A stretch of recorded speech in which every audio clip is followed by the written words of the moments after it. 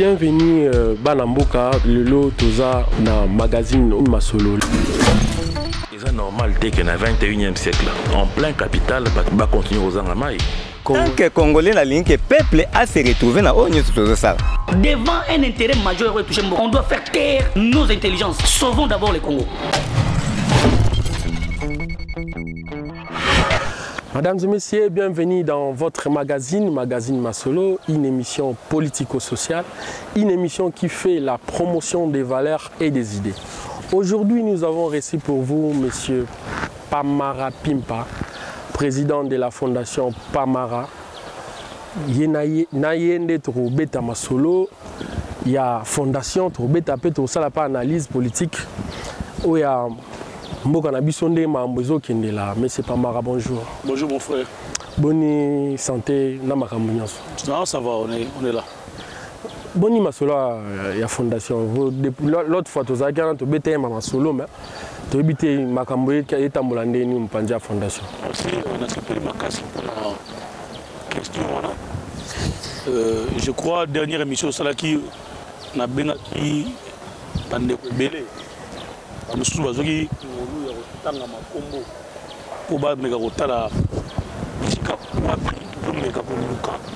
pour participer pour aider les jeunes, pourquoi pas la population congolaise, n'a prise en charge.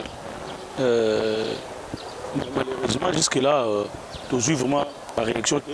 Mais du moins, je ne serai plus, ou encore pas, rappelant toujours dans l'émission qu'ils ont intérêt à la diaspora. Moi, pasteur Jimmy, le Pengi, il va se faire un geste. Il était très content.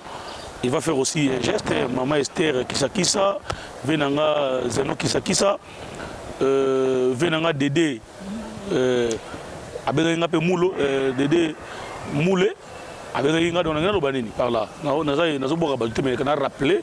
Pour encourager Bango. Pour le Congo, il y a un problème, il y a un casse. Moi, je mission est plus pour pouvoir la valeur. Voilà. Et le Congo souffre parce que la valeur est médiocre, est belle. Puis, vous avez une mission sur Internet, mais une mission suivie. Où est-ce que la vie est belle? Et c'est une mission polémique, qui baise. Il y a la fertilité. Tu vois des grands garçons passer.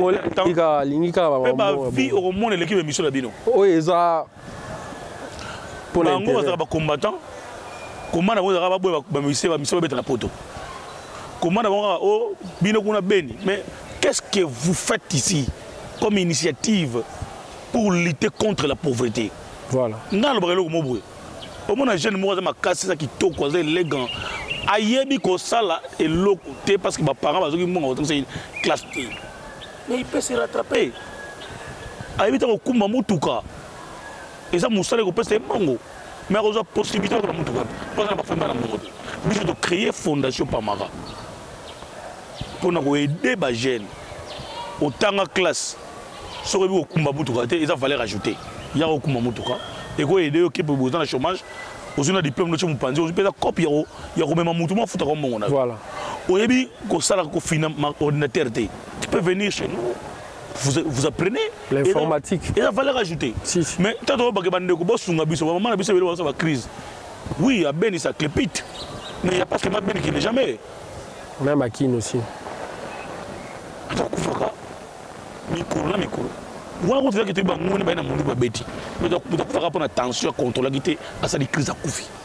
Est-ce que la poto, thermomètre, tensiomètre, combien? Mais la Ben tu vois. Donc, l'émission, tout ça qui a aujourd'hui réaction de mon côté, à part l'appel, n'a pas promesse. Mais concrètement, oui, bateau tangi et au lobité, bateau tangi va se manifester sur le plan financier ou bien des. Sur le plan financier, c'est-à-dire ils ont fait des promesses pour Kinda. Bah là qui quand même. Donc on va dans la volonté. Tu viens dans Lausanne, maître Zefimoya, as un petit dans la mission. Non, au tcha poids. Maître Zéphine Moubala, maman Antoine Touf. Alors, au tcha poids, à Rotinda, bilo. Ce qui est une machine ordinateur, ou boza, bataba isagé wana. Toi, on a 50. Namoni monde qu'on a vu son pasteur mo les gars na télévision, à ça comédie na yé. Pasteur Moussa attend la comédie. Il ne presse pas la parole de Dieu. C'est un comédien. Mais quel double sur le mouton c'est pas la comédie. Donc les gens passent leur temps dans la comédie. Il y a un stress on a beaucoup pas. Beaucoup de gens beaucoup sunga. Beaucoup bête au sunga. Ben de quoi Et après Moussa là, ma bête. On a bien ma bête. On a bien ma bête. Mais regarde comment les gens préfèrent le divers que l'essentiel. Pendant que bande ko baza au quatre machine de butu na moyi. Yo so someli passer la mutu oui ça m'a échanger na Congo. Mais son président 10 ordinateurs, bah ça va Congolais, bah ça va inutile, bah ça va machine, bah on va utile. Aujourd'hui, nous sommes pas bon. Donc nous devons aider notre pays à comprendre que mon côté comme tout mon côté dans le poisson moussous, na race moussous na makila moussa bon za Congo. Mutu na musika zali so ozui initié yana baki ba bandeko oyo bazana makoki osala ba loba député bon revoir ba loi na bino il y a ba fonction publique les fonctionnaires doivent faire les activités commerciales ça peut permettre à ça que moi nambo l'état foutaga à fond ligabo je me suis engagé dans des personnes à lutter la pauvreté le chômage bateau basala ba loi ba luka ba loi ça qui va sécuriser ba banquier ba personne ba fonctionnaire ba crédit ba enseignant crédit ya malam crédit on est crédit investissement ba nommer au crédit investissement ya otonga ndako te c'est à dire sur investissement immobilier otongi ba ndaka ba locataire on va gérer on lutter contre la pauvreté que ba commerçant ba crédit parce que bango ba crédit ba sont ba biloko na ba mboka ba teke na ba congolais na prix cher.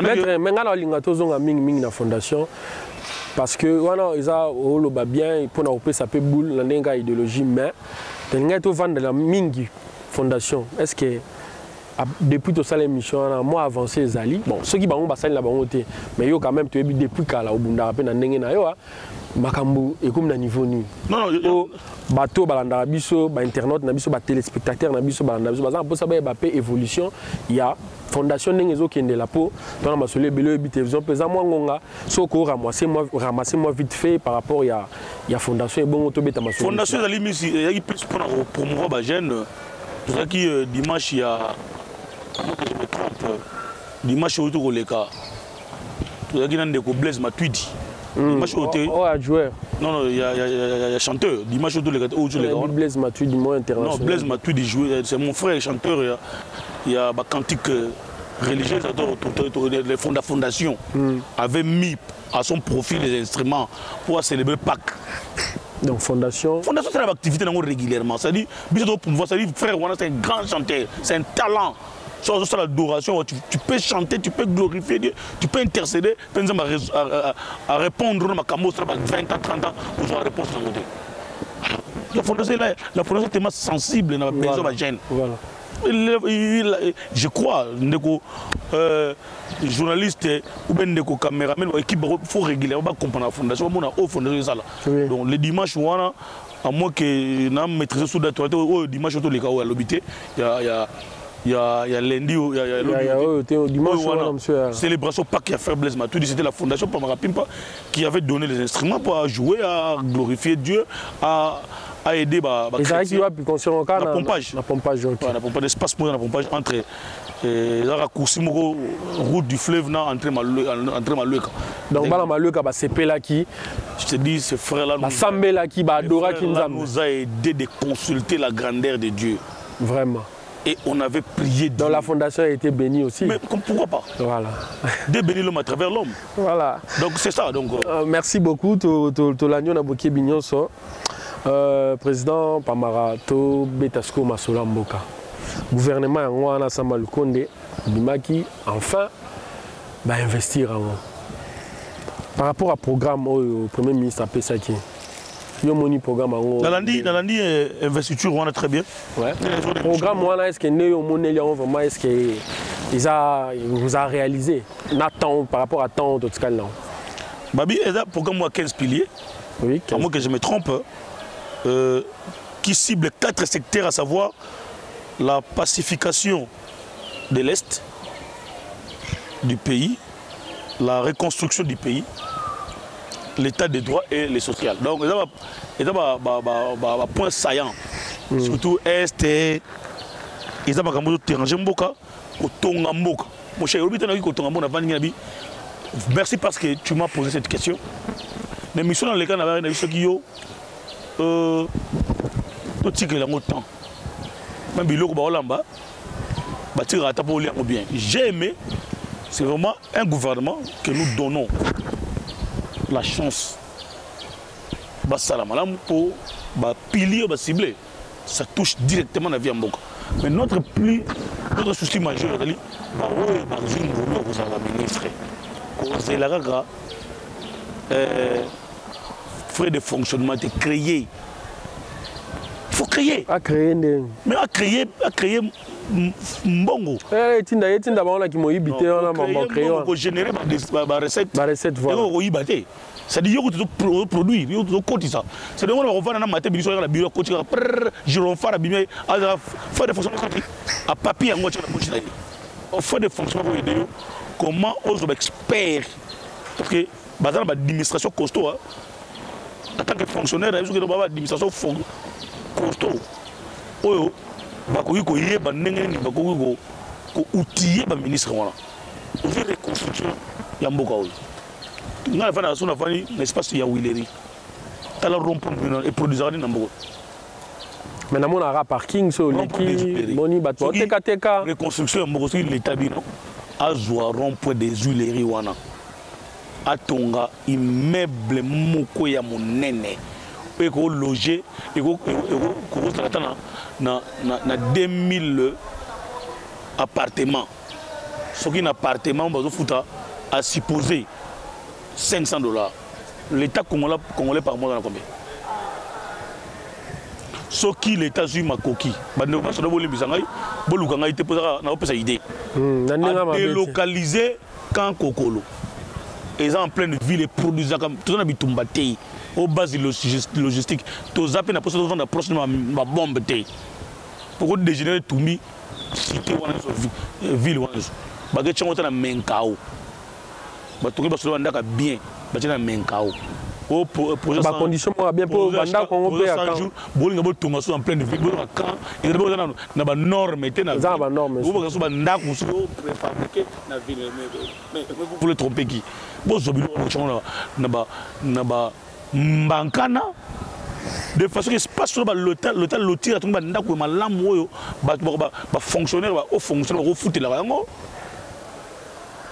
l'État peut se crédit au foutre la ndako wana ba attaquer ba crédit et vous permettre non na crédit ne pas kataraye à supposer beaucoup pendant 10 ans $100,000 l'État vous a combien na 2 mandats maître Pama ba idée au c'est ça vraiment malade mais faut la paix circonstances en boka na biso l'état est-ce que l'état est-ce que yozo lobila wana o kutu basala et sukate tu m'as posé une question ngali masoki ndenge ni ba préfabriquer ngo ba musu ba kota ba prison ti les gens ngo suite té amoko fallait tu une question na té na tuni na ba to solo na biso ah ça ma solo ah to meta ma solo en plein Champs-Élysées yo mona quand militaire na minduki ba ba arme de guerre yo mona ngo déjà. Non, idée au PC dans le pays, on a Dubaï, on a Chine. En plein militaire. Ils ont bien ils ont bien ok non. C'est comme ça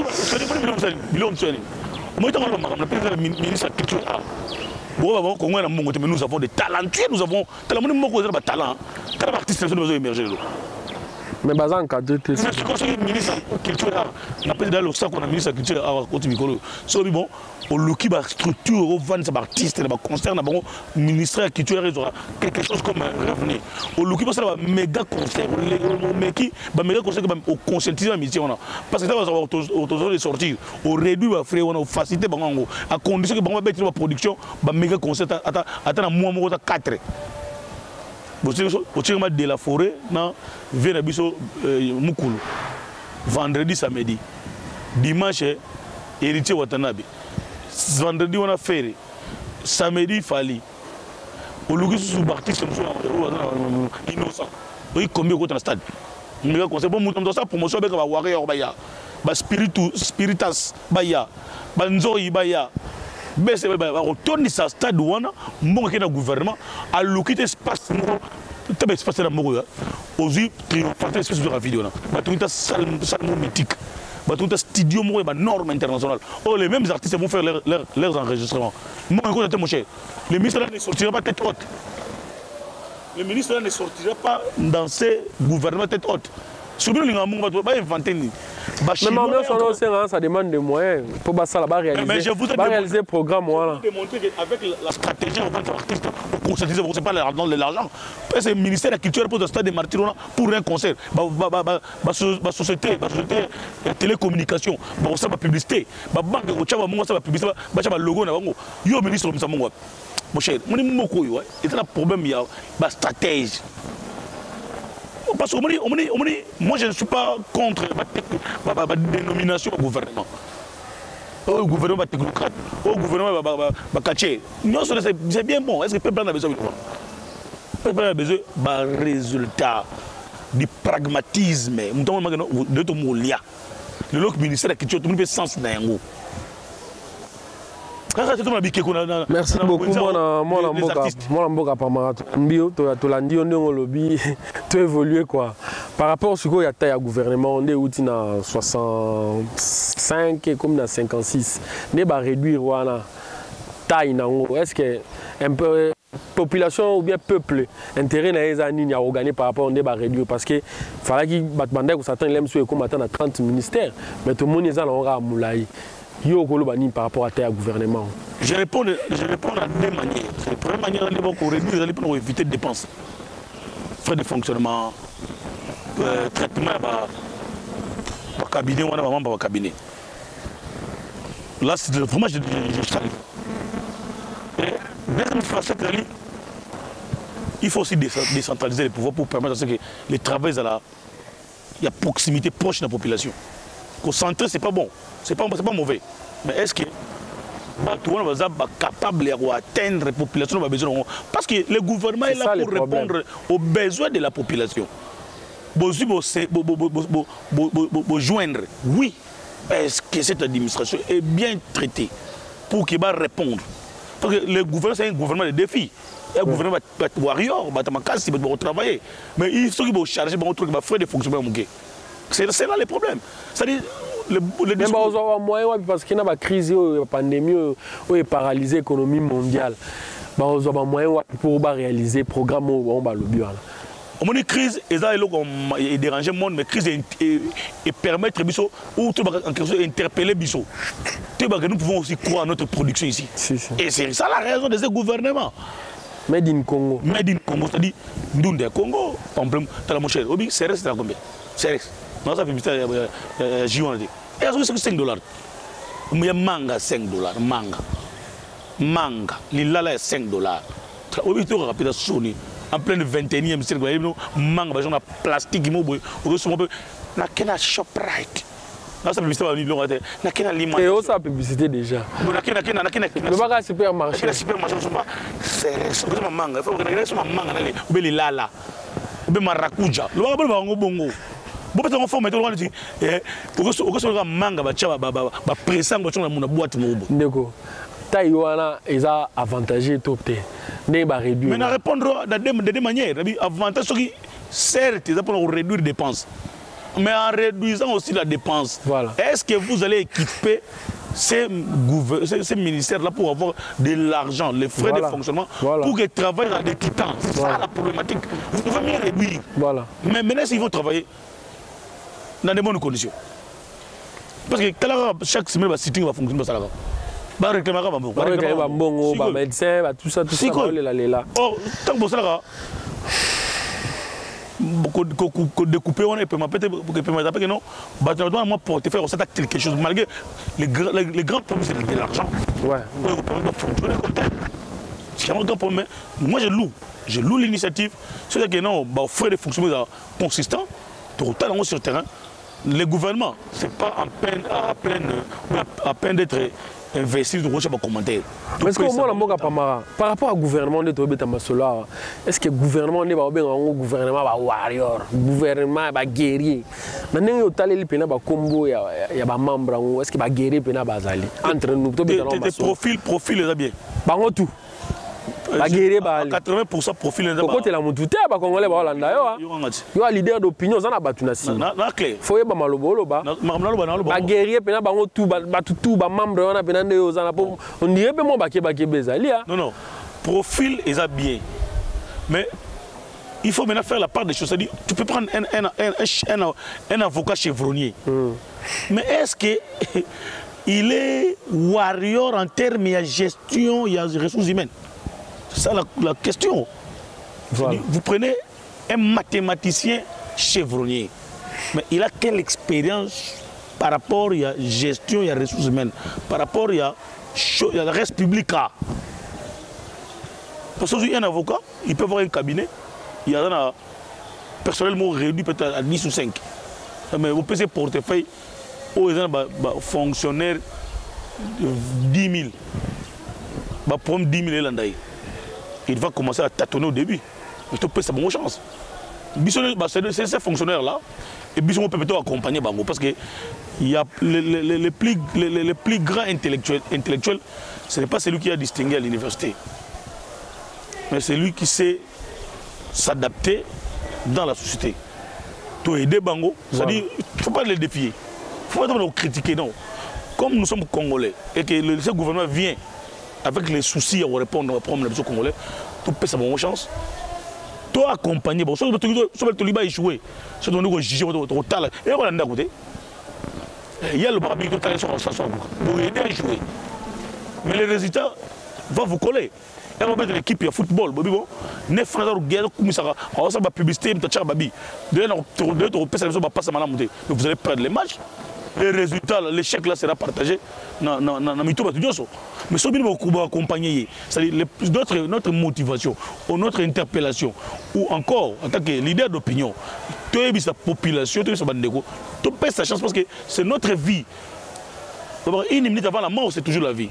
2 ans, 3 ans. Est-ce que le gouvernement a sondé à FCC cacheté pour nous peut tous avoir gouvernement ils appellent coller MLC APC AFDC APC nin sous bato FCCP APC li sous caché moka APC ensemble APC. Est-ce que tu as le même problème tu as le FCC cacheté autorité parce que faut vous rappeler que le ministre Samaluko a nommé le ministre pour que y ait un gouvernement. Est-ce que tu as écouté la première FCC cacheté? Autorité morale. Oui, tu as été. Mais il y a un gouvernement qui est mais c'est ça, moi, je vais bureau, il y a une raison pour laquelle vous mettez là. Il y a un gouvernement qui est Bambi, Kotibu, Siko. Il y a un leader d'opinion. Parce que la même cause produit les mêmes effets. Est-ce que tu as un FCC caché sous soutien? Le Premier ministre porte le fardeau. Il porte le fardeau. Est-ce qu'il sera respecté? Est-ce qu'il sera... Il sera autoritaire aux Alapena, et il doit assumer. Il va ma ponne bazalaki pena. Comment il est chef du gouvernement? Il est chef. Mais tu as vu, de toute façon, le gouvernement est salamé. Il y a un lobani. On peut se la pénalité. Mais on peut se la lobani, mais on peut se la lobani. On peut se la par rapport à Makamoto Tokutango na coalition FCC Cash. Tout ce qu'on a la coalition belé. Déjà l'union sacrée ba parti et comme ils sont belé par rapport au tu as mis balé et Simba quitté. Il y a une tendance oh non, c'est les présidents de la République et son parti qui seront responsables de ce gouvernement. OK. Mais quand vous concevez des choses du genre tout ça tout le tableau de sécurité, ligne de conduite, parce qu'il y a de ceux-là qui viendront aussi, comme tu le dis là, pour saper simplement à la volonté. Il y a gouvernement et président Mboko. Mais l'intérêt suprême, c'est le peuple et le souverain primaire. Lorsque Bissot, nous avons sauté pour le souverain primaire, nous avons pour le parti politique Nabiso. Ah, comment bon? Mais ils ne sont pas des hommes d'État. Ils ne sont pas des hommes d'État. Vérité. Mais s'ils le font, ils ne sont pas des hommes d'État. Il y a un moment pour investir gouvernement Ezaki Bendabika par rapport il y a frustré. Un homme d'État ne regarde pas sa famille, ne regarde pas ses intérêts, mais il regarde plus l'État. Donnons la chance à ces gens-là d'être des vrais hommes d'État. Le peuple congolais, c'est lié à qui toi lié à quitter. Et ça, on va sonner les gens qui détourner pendant 27 ans. C'est ça les problèmes. On a 60 ans, on a 27 ans. Mais pendant que les Congolais ont maille. Est-ce que par rapport au programme, on est que ils ont la continuité ou bien copie, coller, il y a un programme il y a Mbappé Saki. Non, non, les programmes c'est les mêmes. Pourquoi? Parce que les mêmes problèmes demeurent. Voilà. Les mêmes problèmes demeurent, c'est comme la gratuité de l'enseignement. Ça demeure, non? Ça, c'est pas vraiment réel, c'est pas effectif, cette gratuité. Donc, il y a des choses qu'il faut régler. Donc, comment vous devez faire quelque chose qui est inachevé? Vous devez encore passer à une autre. Il faut d'abord régler ça. Ce sont les mêmes problèmes qui nécessitent que le gouvernement puisse avoir l'œil sur ça pour nous acheminer. Après, tout le programme. Moi, je ne trouve pas,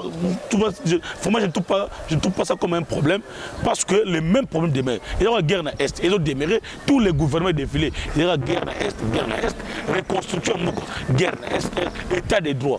Là où moi je m'accroche quand on dit état de droit, c'est-à-dire les 4 piliers, ils ont résumé les 15 secteurs, les 15 sections programmes. C'est-à-dire, notre situation à l'Est, construction nationale, reconstruction des pays, voilà. État des droits, social. Et social.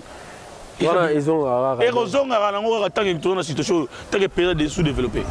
Alors notre souci majeur, l'état des droits, c'est l'équilibre, c'est la justice distributive, c'est l'égalité dans les traitements. Mais tout le monde mais l'autre la couvre-feu, c'est couvre-feu à respecter. Si on a état des droits, on profite aux policiers, non?